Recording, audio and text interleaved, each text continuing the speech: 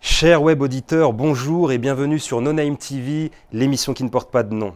Je vous accueille aujourd'hui au bureau de la dissidence pour poser des questions. Et bien que les habituelles réponses apportées à ces questions sont les plus discutées par l'humanité, les interrogations n'en demeurent pas moins les mêmes.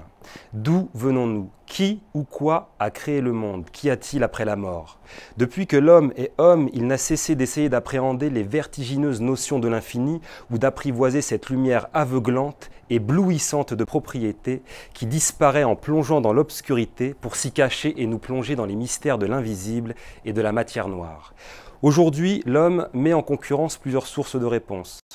La religion, la science ou la philosophie par exemple. Mais n'est-il pas possible d'imaginer une étroite collaboration entre Albert Einstein, Jésus et Descartes? On sait la volonté de nombreuses sociétés modernes de séparer la religion du politique.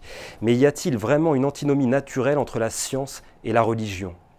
Chers web auditeurs, sans tomber dans le créationnisme, dans quelle mesure pouvons-nous faire collaborer la science et la religion? On ne demande pas à la science de prouver la non-existence de Dieu, ni à la religion de prouver scientifiquement l'existence de Dieu. Alors, ne nous jetez pas la pierre, car l'aventure du plus beau caillou voguant dans l'espace, ce caillou bleu ciel, la Terre, mérite toute notre attention. Et pour nous accompagner aujourd'hui, il nous fallait des références scientifiques solides, des chercheurs sachant vulgariser sans vulgarité des notions complexes avec un langage tourné vers le public. Des chercheurs nous invitant par là à penser que les équations ont peut-être une âme. Par ailleurs, et parce que ces débats sont souvent violents et durs, il nous fallait un peu d'amour. Et nos invités du jour sont aimés et ils s'aiment. Ils sont aimés par un large public et ils s'aiment parce qu'ils sont frères. Chers web auditeurs, je vous convoque donc aujourd'hui au bureau de la dissidence Igor et Grishka Bogdanov. Messieurs, bonjour. Bonjour. Bonjour. Veuillez s'il vous plaît décliner vos identités, date, lieu de naissance et nationalité.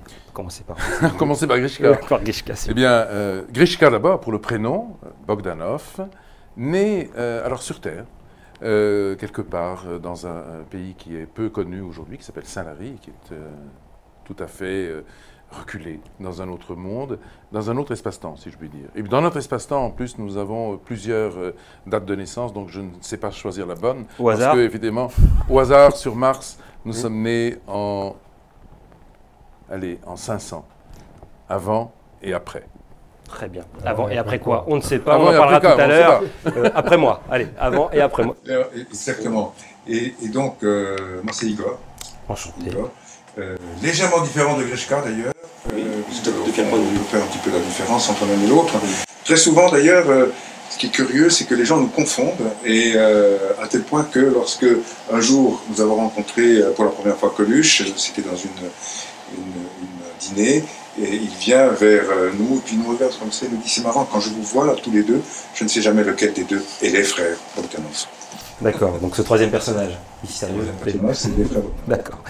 Alors messieurs, merci pour vos réponses. Avant de plonger dans les origines et les mystères de notre univers, permettez-moi de définir une discipline qui revient souvent dans vos livres et qui apparaît comme indispensable à la compréhension du monde. C'est la physique quantique.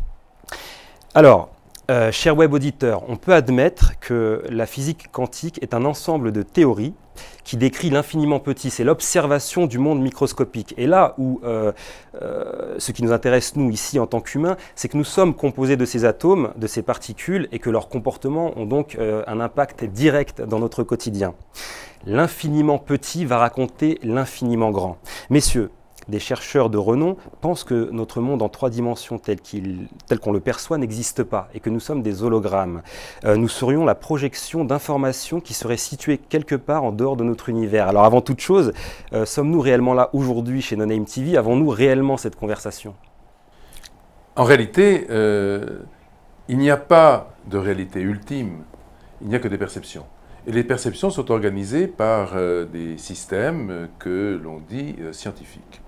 Alors, selon les théories, on peut approcher notre réalité de différentes manières. Par exemple, la relativité générale, qui est une théorie à grande échelle, décrit notre réalité à son échelle, c'est-à-dire celle des étoiles, des galaxies. Et donc, nous avons en face de nous une réalité qui est observable et dont les propriétés sont bien aujourd'hui définies, bien connues, à travers donc ce cadre conceptuel qui est celui de la relativité générale. Donc avec cette équation, on peut décrire des événements sans forcément les voir aujourd'hui. C'est-à-dire que dans ce cadre-là, oui, la réalité n'est jamais complètement saisie. Elle est relative. Hein, c'est vraiment l'héritage que l'on a de cet extraordinaire édifice conceptuel qui a été mis en évidence par Einstein. Je dis mis en évidence, c'est qu'il y a contribué, mais d'une certaine manière, il l'a révélé, il l'a découvert. On a découvert la relativité. À partir de 1916, les équations décrivent un certain état du monde. Et cet état du monde, eh bien, il nous permet de concevoir une fenêtre dans laquelle on perçoit une partie de la réalité. Maintenant, si on entre dans ce que vous avez appelé tout à l'heure l'infiniment petit, c'est un tout autre protocole qui nous permet de concevoir cette autre réalité, qui alors, elle, est inaccessible. Oui, voilà. Elle est inaccessible. Elle n'est pas très difficilement observable, et en tout cas, nous n'y vivrons jamais. C'est le monde, pas de l'infiniment, mais disons de l'extrêmement petit. Et ce monde de l'extrêmement petit, à l'échelle de 10 puissance moins 11, par exemple, centimètres, qui est l'échelle du noyau de l'atome d'hydrogène. C'est la plus petite chose ? Non, la plus petite chose, c'est encore plus petit. C'est 10 puissance moins 33 cm. Et ça, c'est ce qu'on appelle l'échelle de Planck. C'est, si vous prenez par exemple une feuille de papier et que vous la divisez une fois, 2 fois, 5 fois, un certain nombre de fois, jusqu'à ce que vous arriviez à une particule qui est le dernier fragment, particule élémentaire, qui correspond à la dernière division possible, la limite de la divisibilité de la matière et du rayonnement. Y a-t-il une limite ? Oui, il y a une limite. Il y a une limite physique. Cette limite physique, c'est la limite de Planck. Donc 10 puissance moins 33 cm. Là, on sait qu'on bute sur quelque chose. Cette limite est intéressante parce qu'elle ne correspond pas simplement à la limite de la divisibilité de la matière, mais aussi à la longueur, au rayon qu'avait l'univers au moment de sa naissance.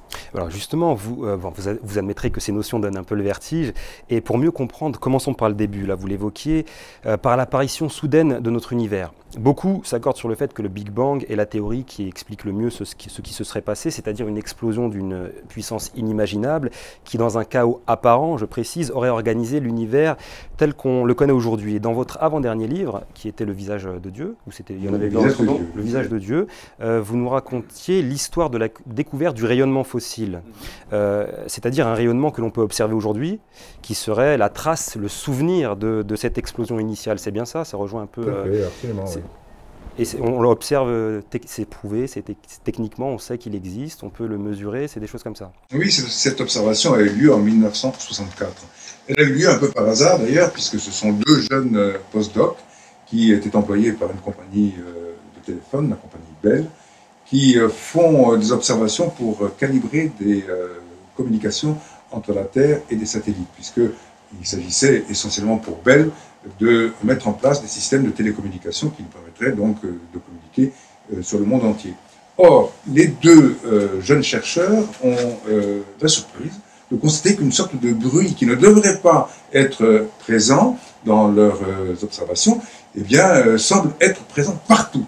Il envahit littéralement toutes les observations qu'ils font. Et ils se disent, mais d'où vient-il ce bruit-là? Alors ils font toutes sortes de contre-mesures qui ne mènent nulle part. Ils vont même jusqu'à débarrasser la grande antenne qui est à Holmdel, dans l'état de New Jersey.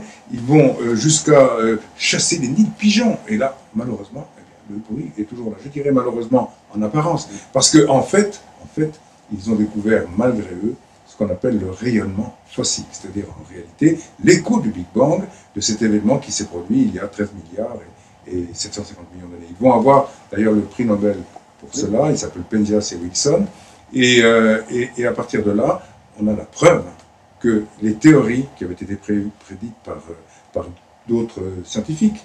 Le premier d'entre eux étant d'ailleurs dans les années 1920, en 1925 exactement, Friedman, qui s'est élevé contre Einstein en disant, écoutez, Einstein a tort parce qu'il a introduit à la main dans ses propres équations un terme qu'il a appelé la constante cosmologique, qui est un terme qui vient bloquer l'expansion de l'univers. Pour lui, l'univers est fixe, figé, il a toujours été comme ça. Pour Einstein, l'univers était en effet fixe, alors que ses propres équations prédisaient un univers dynamique en expansion. 1921.